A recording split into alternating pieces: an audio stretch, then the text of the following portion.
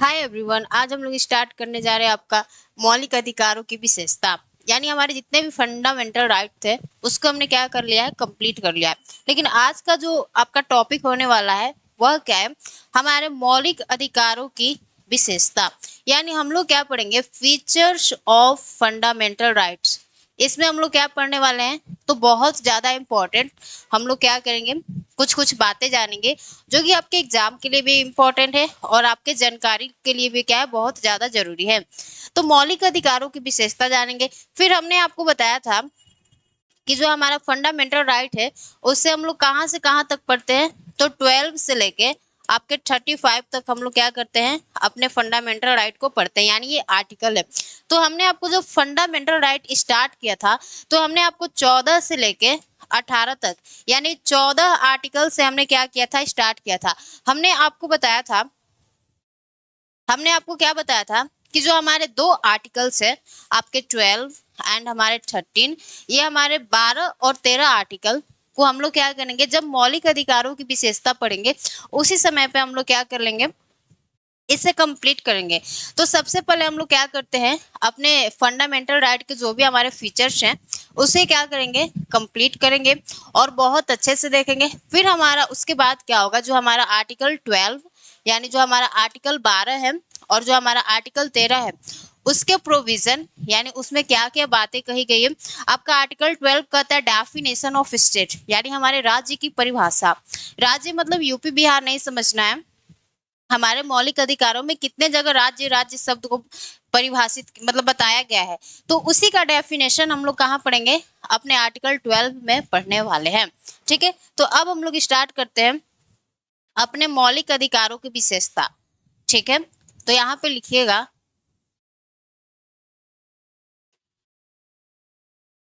मौलिक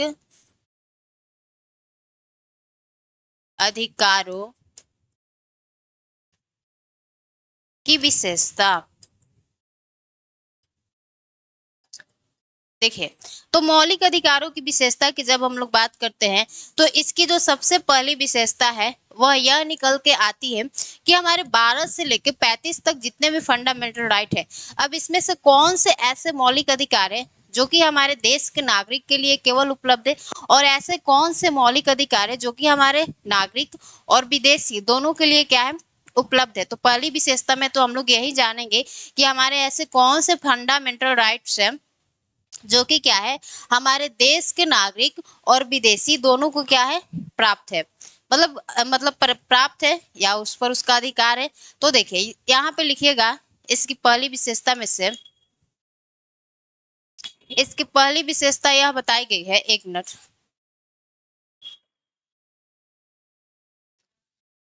देखिए, तो हमने क्या कहा कि इसकी पहली विशेषता में क्या बताया गया है कि कुछ ऐसे आर्टिकल्स होंगे जो कि केवल क्या है, भारतीय नागरिकों को ही प्राप्त है, और कुछ ऐसे आर्टिकल्स हैं जो कि हमारे भारतीय और विदेशी दोनों को क्या है, प्राप्त है। तो यहाँ पर आप लोग लिखिएगा कि उनमें से, देखो हमारे मौलिक अधिकारों में उपस्थित अनुच्छेदों में से,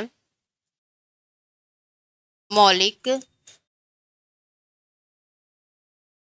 अधिकारों में, अधिकारों में से, उनमें से, उनमें से कुछ अनुच्छेद, कुछ कुछ अनुच्छेद, पहले मैं लैंग्वेज लिखवा रही हूँ फिर आपको समझा रहा हूँ, ठीक है। यानी मौलिक अधिकारों में से, उनमें से कुछ अनुच्छेद, अनुच्छेद केवल भारतीय, भारतीय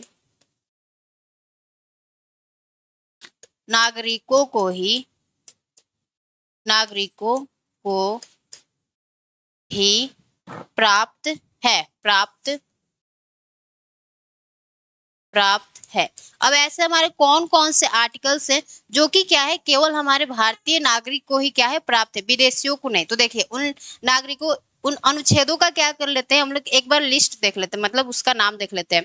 तो अनुच्छेद, यहाँ पे लिखिए, अनुच्छेद आपके 15 हो गए, अनुच्छेद 15, 16, 19, 29, 30। ये जो हमारे इतने सारे आर्टिकल हैं, यानी 3 2 5, ये जो 5 आर्टिकल्स है, कौन कौन, सॉरी, आपका आर्टिकल 15, 16, 19, 29, 30, इसमें से क्या है, केवल आपके क्या है, भारतीय नागरिकों को ही क्या है, प्राप्त है।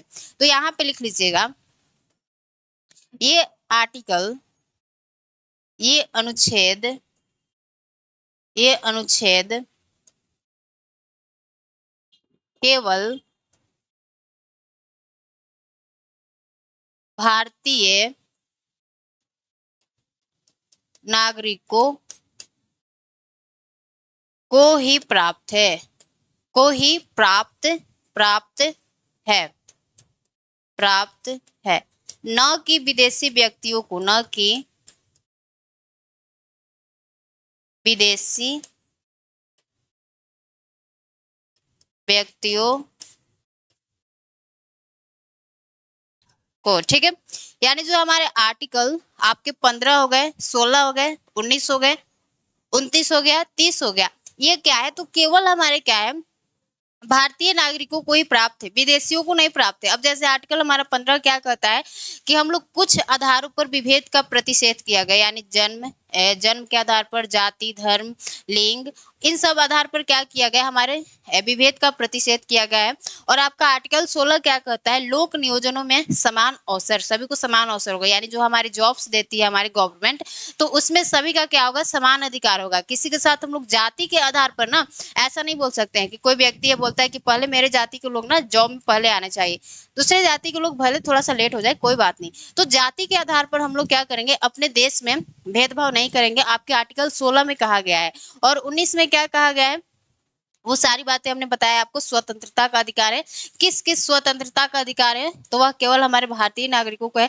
29 और 30 क्या कहता है, अल्पसंख्यकों के लिए शिक्षा एवं संस्कृति का अधिकार, तो ये विदेशियों को प्राप्त नहीं है। कल को कोई विदेशी आके और बोलता है कि हम तो माइनॉरिटी में हैं और हमें क्या है, आर्टिकल 30 के तहत क्या है, हमें अपने मनपसंद की शिक्षण संस्थाओं की स्थापना करने का क्या है, अनुमति है, और वह क्रिश्चियनिटी को यहाँ पे क्या करने लगता है, उसका प्रचार प्रसार करने लगता है, तो उसका यह अधिकार नहीं है। यह क्या है, तो केवल भारतीय नागरिकों को ही क्या है, प्राप्त है। तो पहला इसका जो विशेषता, यानी जो इसकी पहली विशेषता आती है, वह क्या आती है कि मौलिक अधिकारों में से कौन से ऐसे आर्टिकल्स है जो कि केवल हमारे नागरिकों के लिए उपलब्ध है, और कौन से ऐसे आर्टिकल्स हैं। अब जब 5 आर्टिकल्स आपको पता चल गया कि इसमें से केवल हमारे यह भारतीय नागरिकों को ही प्राप्त है, तो अब इसके अलावा हमारे जितने भी फंडामेंटल राइट्स है, वह सब क्या है, विदेशी व्यक्तियों को भी प्राप्त है। ठीक है, समझ में आ गया। बस 5 आर्टिकल्स को याद रखना है, 15, 16, 19, 29, 30, ये क्या है, तो केवल हमारे भारतीय नागरिक को ही क्या है, प्राप्त है। अब हम लोग दूसरी विशेषता पे आते हैं कि जो आपकी दूसरी विशेषता बताई गई है, उसे थोड़ा सा मैं ना एक लैंग्वेज में एक बार लिख रही हूँ और फिर उसे डिटेल में थोड़ा सा क्या करेंगे, बहुत अच्छे से समझेंगे। आपका दूसरा बात क्या बोला गया है कि ये जो हमारे मौलिक अधिकार हैं, वह असीमित नहीं है, इन पर क्या किया जा सकता है, कुछ प्रतिबंध लगाया जा सकता है। जैसे आपको स्वतंत्रता का अधिकार दिया गया है, तो आपको चोरी चकारी, सिगरेट फूकने, मर्डर करने का अधिकार नहीं दिया गया है, वो सब स्वतंत्रता में कंसीडर नहीं किया जाएगा। तो वही आपको इसकी दूसरी विशेषता क्या की बताई गई है कि हम लोग क्या कर सकते हैं, कुछ रीजनेबल रिस्ट्रिक्शन भी लगा सकते हैं, उचित प्रतिबंध लगा सकते हैं। यह प्रतिबंध उचित है या नहीं, इसकी जांच कौन करेगा, तो हमारा न्यायालय करेगा। तो वही आपकी बात दूसरे विशेषता में बताई गई है कि ये असीमित नहीं है, ये असीमित नहीं है। ठीक है, इस पर राज्य उचित प्रतिबंध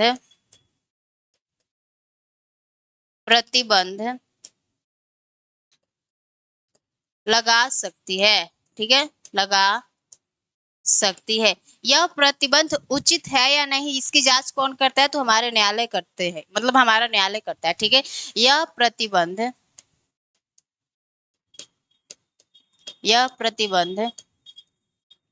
उचित है या नहीं, उचित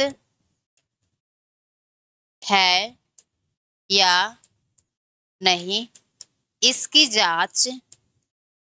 इसकी जांच न्यायालय करती है। ठीक है, तो इस तरह क्या किया जाता है, आपके व्यक्तिगत अधिकार एवं पूरे समाज के बीच में क्या होता है, एक संतुलन हम लोग बना के रखते हैं। यानी आपके पास क्या है, बोलने का अधिकार है, तो आप बोल रहे हैं और किसी की जो प्राइवेट बातें हैं उसे लीक कर रहे हैं, तो वो व्यक्ति कहेगा कि हमारा राइट टू प्राइवेसी यानी आर्टिकल 21 कहाँ गया। तो आपकी स्वतंत्रता वहीं तक स्वतंत्रता मानी जाएगी जहां तक कि दूसरे की स्वतंत्रता को क्या हो रही है, हानि ना हो रही है।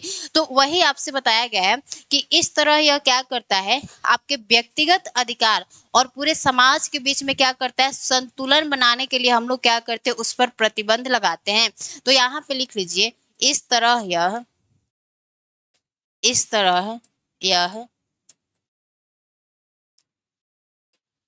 व्यक्तिगत अधिकारों एवं पूरे समाज के बीच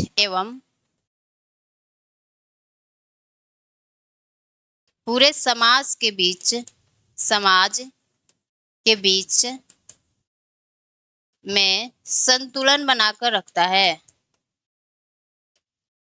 संतुलन बनाकर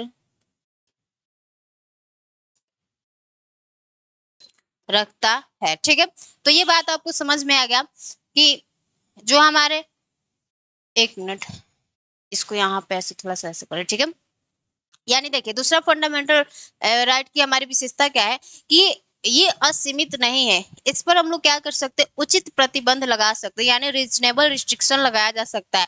यह प्रतिबंध उचित है या नहीं, इसकी जांच हमारे न्यायालय करती है। इस तरह यह क्या करता है, आपके व्यक्तिगत अधिकारों एवं पूरे समाज के बीच में क्या करता है, संतुलन बनाकर रखता है। अब इसके लिए हम लोग क्या करते हैं ना, एक अपने मौलिक अधिकार को उठाएंगे और एक हमारे जो हार्म प्रिंसिपल है उसे थोड़ा सा समझेंगे। ठीक है, तो देखिए आपके आर्टिकल 19(1) में क्या बोला गया है, थोड़ा सा मैं आपको समझा रही हूँ, ये जो बातें हमने लिखा है। आर्टिकल 19(1) में क्या कहा गया है, right to freedom of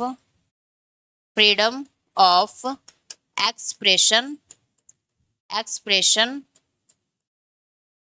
thought and action यानी आपसे आर्टिकल 19(1) में क्या बोला गया है कि आपको अपने विचारों को व्यक्त करने का अधिकार है, कुछ भी सोचने का अधिकार है और एक्शन करने का अधिकार है। तो ये जो आपको एक्शन करने का अधिकार दिया गया है, तो ये नहीं कि तलवार भांजी जाके करना है। ठीक है, अब एक्शन में आपको ना एक थ्योरी दिया गया है, उस थ्योरी को हम लोग क्या करते हैं, देखते हैं। ठीक है, देखिए एक आपके नाम था उनका जॉन स्टुअर्ट, इन्होंने क्या दिया है, आपका हार्म प्रिंसिपल दिया है। अब ये हार्म प्रिंसिपल क्या होता है, अभी मैं आपको बता रही हूँ। हार्म प्रिंसिपल, ठीक है, इन्होंने क्या कहा है कि जो हमारा एक्शन होता है, यानी हमने आपको आर्टिकल 19(1) में क्या कहा है कि right to freedom of expression thought and action, हमें कुछ भी करने का अधिकार दिया गया है। लेकिन इन्होंने हमारे क्या कहा है, जो हमारे जॉन स्टुअर्ट साहब है, इन्होंने कहा है कि जो हमारा एक्शन होता है, यानी एक्शन, वह कितने तरह का होता है, 2 तरह का होता है। एक होता है हमारा सेल्फ रिगार्डिंग एक्शन और दूसरा क्या होता है हमारा अदर रिगार्डिंग एक्शन। एक क्या होता है हमारा सेल्फ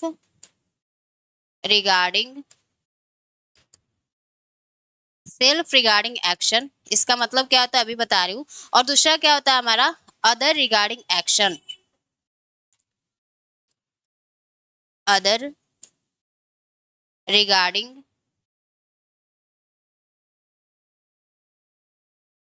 ठीक है, यानी आपसे आर्टिकल 19 में तो क्या कहा गया है, आपको कुछ भी करने का अधिकार दिया गया है।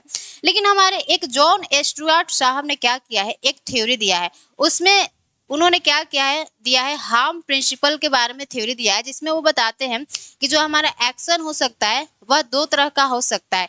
एक आपका होगा सेल्फ रिगार्डिंग एक्शन और दूसरा क्या होगा हमारा other regarding action. Self regarding action में क्या होता है कि जो नतीजे हैं, यानी जो कॉन्सिक्वेंसेस है, वह क्या है आप ही तक क्या है सीमित है, यानी कॉन्सिक्वेंसेस आप ही तक क्या है, सीमित है, मतलब हमारे तक क्या है, सीमित है। जैसे जैसे हम ना ईयरफोन लगा के कान में गाना सुन रहे हैं और फुल स्पीड मतलब साउंड पे, तो उससे क्या होगी कि हमारी कान खराब होगी। जो हमारे बगल में व्यक्ति बैठा है उसकी तो कान खराब नहीं होगी ना, तो उसके जो हमारे कॉन्सिक्वेंसेस है यानी जो नतीजे हैं वह क्या है, केवल हमारे तक ही क्या है, सीमित है। तो उससे हम लोग क्या बोलेंगे, उससे हम लोग बोलेंगे सेल्फ रिगार्डिंग एक्शन। एक मिनट।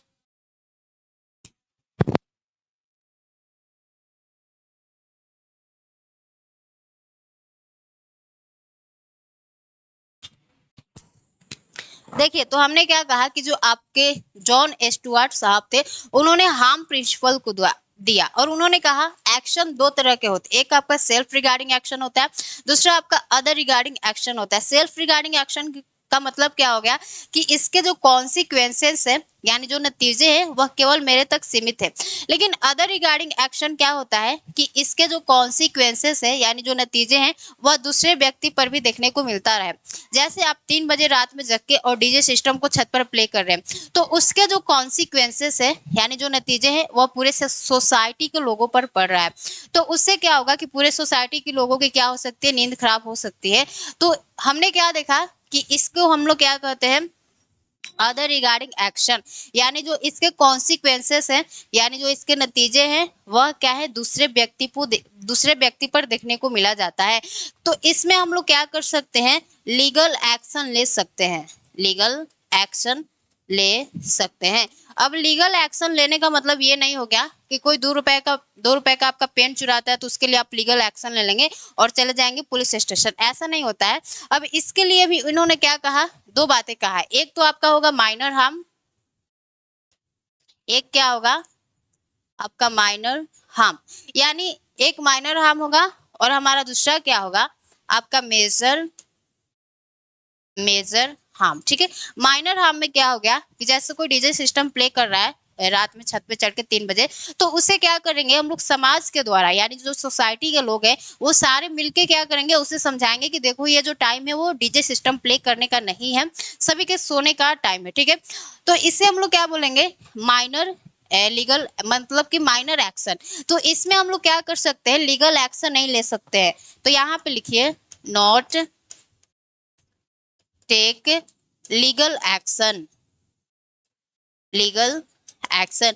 लेकिन जो आपका मेजर हार्म हो गया, मेजर हार्म का मतलब क्या हो गया कि जैसे मर्डर हो गया, आपके घर में बड़े लेवल पे क्या हो जाती है, चोरी हो जाती है, तो उसके लिए क्या कर सकते हैं, आप लीगल एक्शन ले सकते हैं। लीगल एक्शन क्या होगा इसमें लिया जा सकता है। Minor harm, major harm, minor harm में हम लोग क्या कर सकते हैं, लीगल एक्शन नहीं लेते हैं। लेकिन जो आपका मेजर हार्म होता है, बड़े लेवल पे चोरी हो सकती है, मर्डर हो सकता है, बहुत चीजें हो सकती है, तो उसमें हम लोग क्या करेंगे, लीगल एक्शन लेंगे। तो वही बोल रहा है कि आपको स्वतंत्रता का अधिकार दिया तो गया है, लेकिन आपकी स्वतंत्रता किसी दूसरे की स्वतंत्रता को हानि नहीं पहुंचानी चाहिए, वहीं तक आपकी स्वतंत्रता मानी जाती है।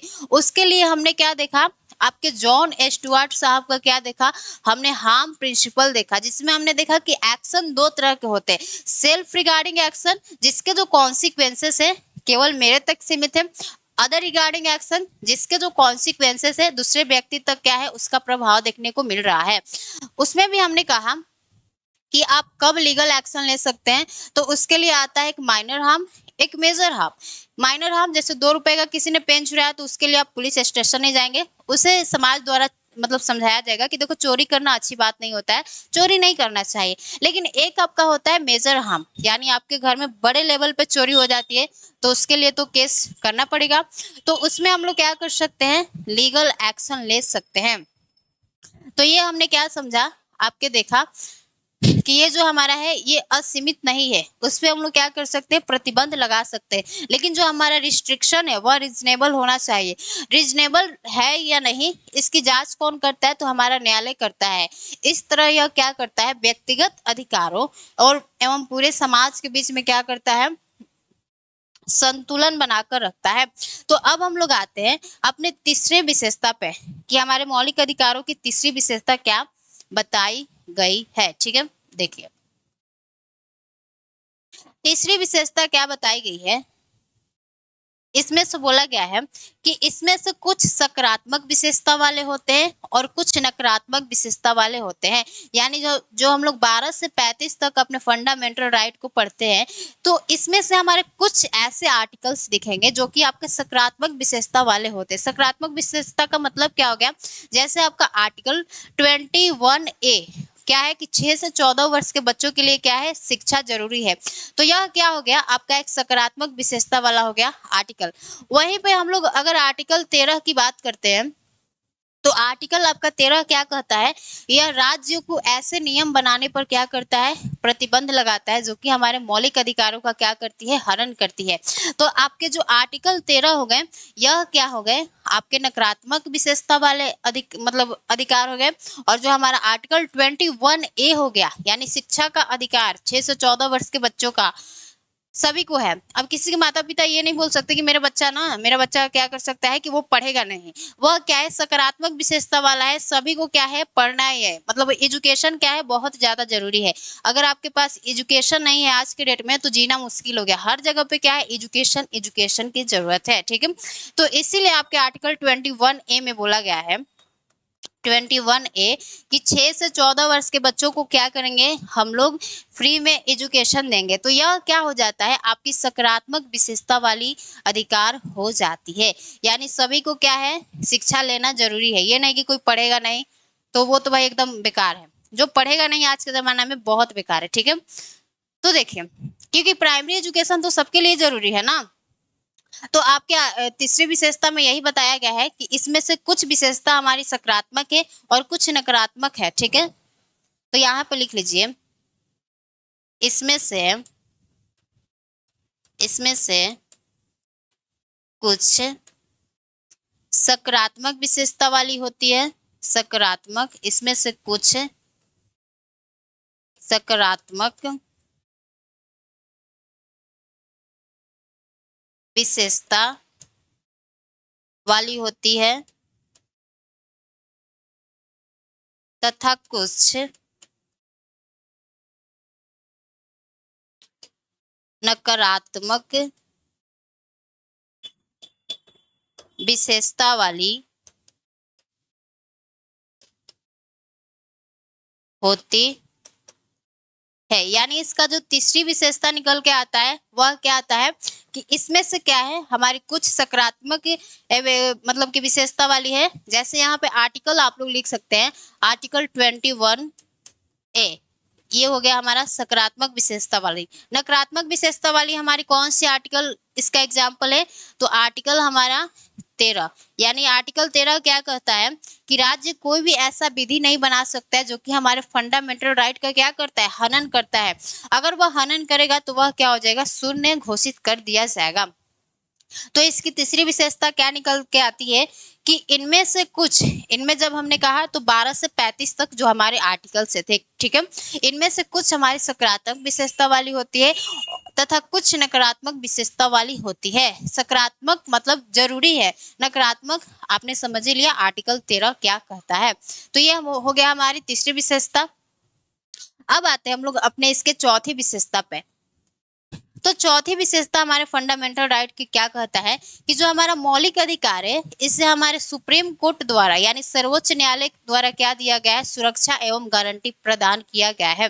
तो यहाँ पे लिखिएगा, मौलिक अधिकारों को, मौलिक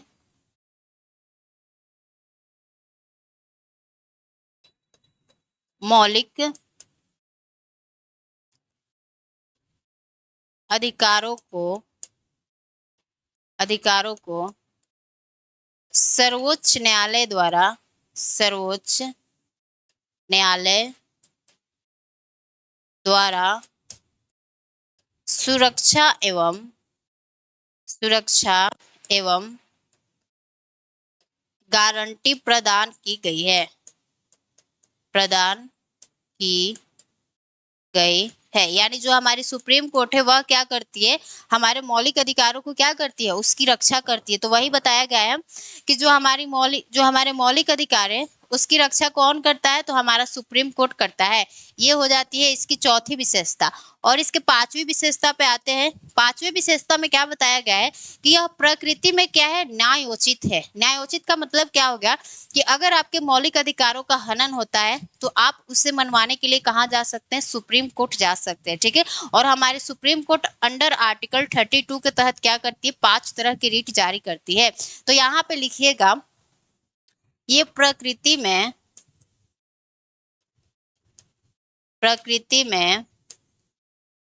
न्यायोचित न्यायोचित है। न्यायोचित का मतलब क्या हो गया कि जब आपके मौलिक अधिकारों का हनन होता है, यहाँ पे लिख लीजिए, जब किसी व्यक्ति का जब किसी व्यक्ति के मौलिक अधिकारों का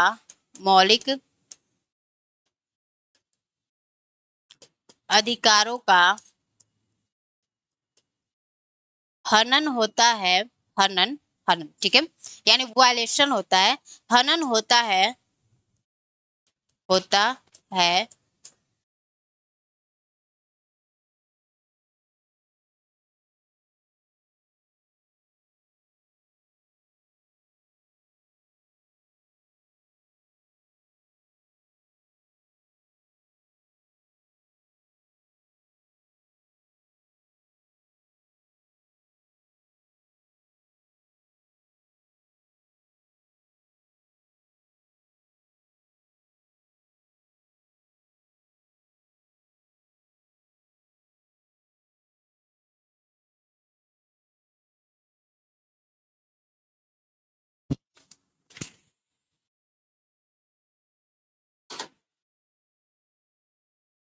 देखिए आपसे पांचवी विशेषता में क्या बताया गया है कि ये प्रकृति में क्या है? न्यायोचित है। न्यायोचित का मतलब क्या हो गया कि जब आपके मौलिक अधिकारों का हनन होता है तो आप उसे मनवाने के लिए कहाँ जा सकते हैं? सुप्रीम कोर्ट में जा सकते हैं। और हमारी सुप्रीम कोर्ट क्या करेगी?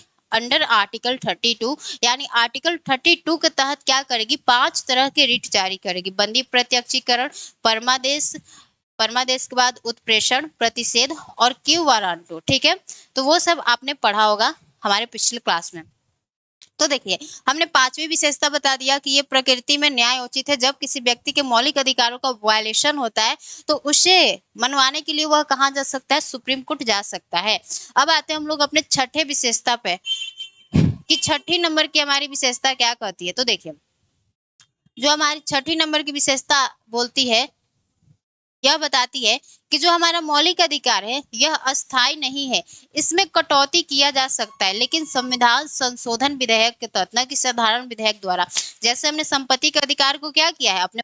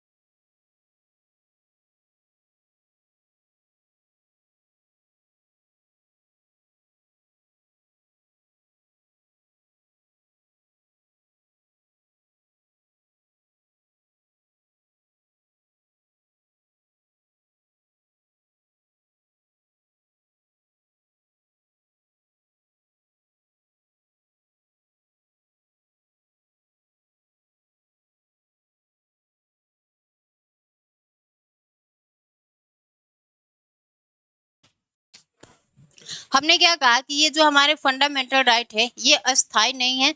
संसद इसमें क्या कर सकती है, कटौती कर सकती है, लेकिन संविधान संशोधन विधेयक के तहत, न कि साधारण विधेयक द्वारा। लेकिन जब संसद इसमें क्या करती है, संशोधन करती है, यानी मौलिक अधिकारों में संशोधन करके कुछ हटाती है, तो उसके बेसिक स्ट्रक्चर को प्रभावित किए बिना, ये नहीं कि जो उसकी मूल बातें हैं यानी शोषण के विरुद्ध अधिकार जो हमारे फंडामेंटल राइट में दिया गया है, ये नहीं कि संशोधन करके उससे हटा दिया जाए, ठीक है, वो नहीं हटाया जाएगा। तो यहाँ पे लिख लीजिए, संविधान के मूल संरचना को प्रभावित किए बिना तथा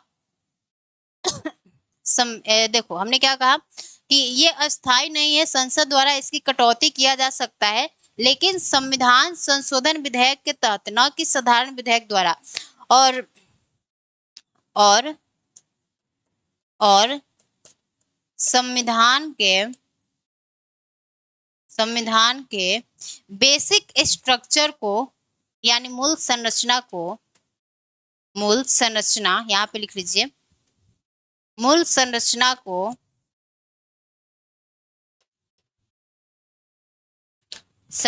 को प्रभावित किए बिना संशोधन करना है, संशोधन करना है, ठीक है। यानी हमने क्या कहा कि आपके जो फंडामेंटल राइट है वो अस्थायी नहीं है, उसमें हम लोग क्या कर सकते हैं, कटौती या कमी कर सकते हैं, लेकिन कैसे, आपके संविधान संशोधन विधेयक के तहत, न कि साधारण विधेयक द्वारा। लेकिन जब हम लोग आपके फंडामेंटल राइट में से कुछ कटौती करते हैं तो आपको ये बातें ध्यान में रखना है कि जो हमारे संविधान का बेसिक स्ट्रक्चर है यानी जो मूल संरचना है उसे प्रभावित नहीं करना है, यानी जो हमारे फंडामेंटल राइट की जो बेसिक बातें बताई गई है उसे समाप्त नहीं कर देना है। जो बातें मतलब हो सकती है हटाने पर उसका कुछ ज्यादा प्रभाव नहीं पड़ता है, उसी को हटाएंगे, ठीक है। जैसे आपका संपत्ति का अधिकार, उसे हटा दिया है, क्यों, क्योंकि यहाँ पे हमारे सरकार को लगा कि जो व्यक्तिगत अधिकार है उससे ज्यादा जरूरी क्या है, हमारे सामाजिक हित के मतलब कल्याण को पूरा करना। तो इसलिए हमने क्या किया, संपत्ति के अधिकार को कानूनी अधिकार बना दिया। तो इसकी छठी विशेषता ये हो जाती है। अब आते हैं हम लोग इसके सातवें विशेषता पे। तो देखिए सातवीं विशेषता क्या कहता है कि जब हमारे देश में नेशनल इमरजेंसी लगती है यानी राष्ट्रीय आपातकाल लगता है, तो उस समय पर क्या होता है, आपके आर्टिकल 20 और आपके आर्टिकल 21 को छोड़कर क्या होते हैं, सारे हमारे फंडामेंटल राइट क्या हो जाते हैं, निलंबित हो जाते हैं, यानी सस्पेंड कर दिए जाते हैं, समाप्त नहीं होते, निलंबित हो जाते हैं, ठीक है। तो यहाँ पे लिख लीजिए, एक मिनट,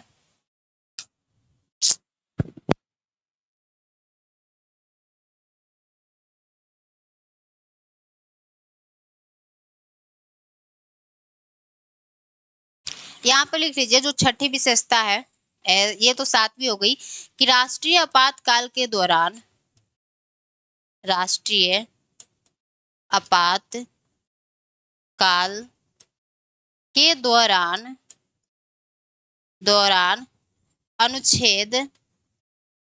अनुच्छेद 20, 21 को छोड़कर मौलिक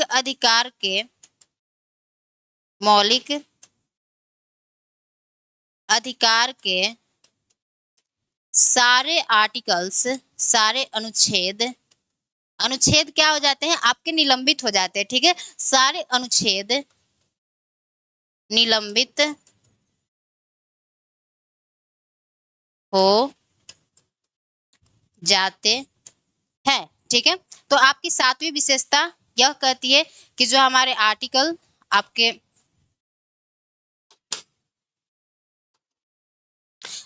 राष्ट्रीय आपातकाल है उस समय पर क्या होगा, आपके आर्टिकल 20 और 21 को छोड़कर जो हमारे सारे मौलिक अधिकार है वह क्या हो जाएंगे, समाप्त हो जाएंगे। तो आज के लिए बस इतना ही रखते हैं, क्योंकि जो आपका सेल है वह डिस्चार्ज हो गया। अगली क्लास हम लोग क्या करेंगे, अगले क्लास में समझ लेंगे आर्टिकल 12 और 13 को। तब तक के लिए सभी को जय हिंद, नमस्ते।